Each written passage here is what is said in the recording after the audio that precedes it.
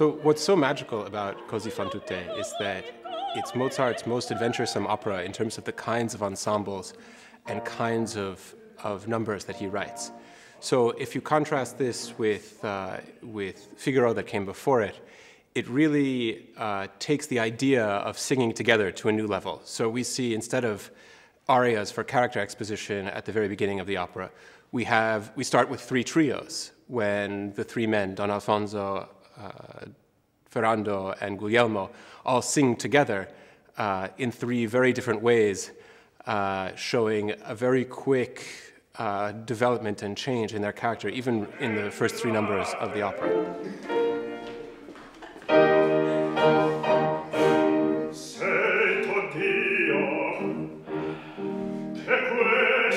And then that continues with a quintet that's recitative, something like that is new and different from Mozart. And then we have a sextet.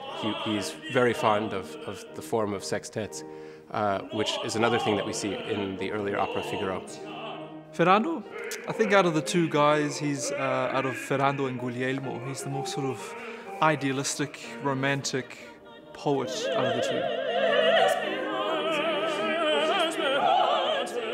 And that's reflected in, I guess, tenors, because tenors usually sing the love interest and they sing the lovers and the poets. So just consigning to the role of the tenor, really.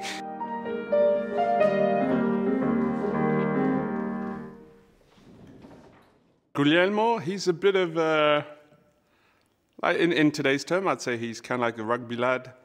Kind of just thinks black and white, things wrong, all right. You're either in love or you're not. You love me or you don't. I think he doesn't have that much room for interpretation or suggestion from anyone else.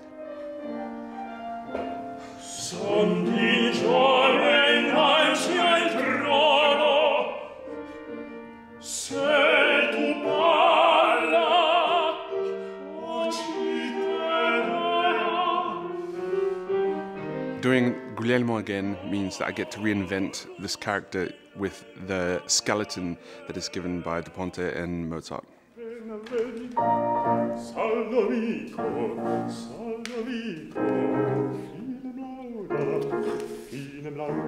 Don Alfonso, it's a very complex character. I must say I did the role in the past, but every time I go back into the score and I analyze the text and the music, I feel like there is so much that you have to discover about Don Alfonso. He's a definitely older guy than the rest of the cast.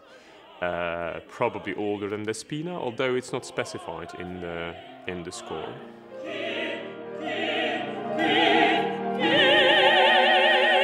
I'm pretty sure that he's involved in some philosophy, which I think he tried to install into two younger guys. A bit of a stoic approach to life, which I think we all should adapt at some point. Working with Barbara, I'm totally spoiled. I think that she's super sensitive to what's going on. She brings sort of a naturalist, but also realist perspective to the text. She has a deep understanding of psychology. And we get on great doing it together. I mean, of course, she's my wife, so that's lucky. Like kind of, you know, in the mud, like you are just walking. So think about like you're suffering, so you will never like walk like, oh, okay, I will go to the square. It's like I'm really suffering, and I don't really know what to do. I will be on my own, and now they are here. I was studying Mozart for 4 years, really, and my master's dissertation was about Mozart. And last year we did Marriage of Figaro. And this year we decided Cosi because it's about love, and we kind of want to invite young people, especially from the college, and make them interested in the opera. And we thought that topic like love and also Cosi as a title, which is kind of popular and famous, will be easy to, and also like more interesting for people who are coming to see the opera for the first time.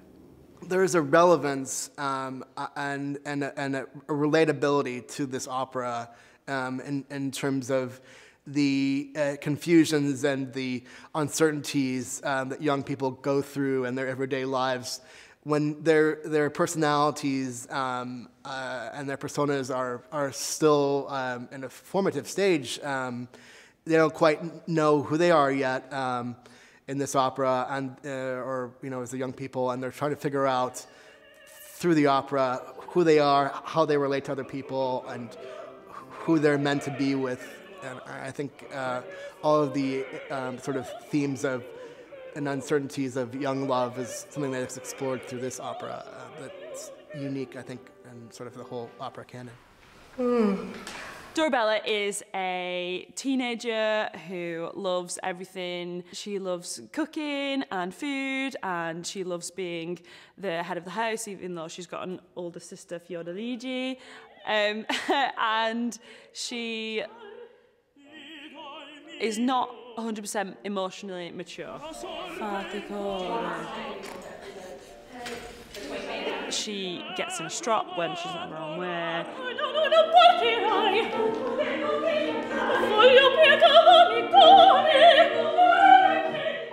She very much looks up to her big sister, is very aware of what she does to influence herself.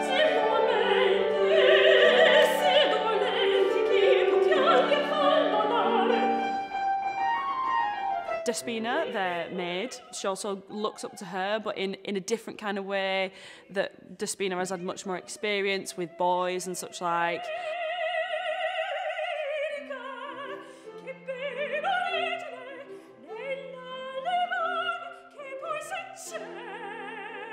It's really nice doing a brand new role for me and others maybe who have done it before and having their input.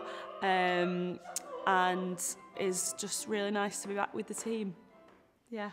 We chose a kitchen for the main set, mainly because food goes very well with love, and also it's a school, like a cooking school. So through cooking, they're learning about life. I think opera is an art form that merges many art forms together. There's music, there's design, there's dance, there's acting, and I think this is a great opportunity for several disciplines to come together. I think first it's the interpretation of Cosi fan tutte itself, but it's also working very closely together with Barbara Paul's interpretation of it, which is setting Cosi in a culinary environment, and therefore the initial idea is to create a plate as a symbol for the stage, and then erect the dish onto it with all the spices and ingredients that come with it and make the plot and the story. We're trying to reinvent what the kitchen is and give it like a futuristic feel, an element of transparency, something that can be used as a projection surface, but also as a workspace, and kind of seeing how we can kind of push the limits of what is physical on the stage and then kind of what is digital. So there's nothing solid or a monolith, but it adds lightness. And putting it in the Great Hall of Goodenough College, it's a juxtaposition, extreme juxtaposition to the kind of ornamentation that's already there and the rich history. We have an outstanding cast of really experienced young singers who bring incredible interpretive decisions to their singing and to the roles. We offer in Bloomsbury Opera a kind of experience that big houses just can't offer by virtue of the size of the building and the distance between the orchestra and the singers and these sorts of things. We really offer someone the chance to experience opera right up close. And I think that visceral kind of experience is what we're most after and we're most trying to give people.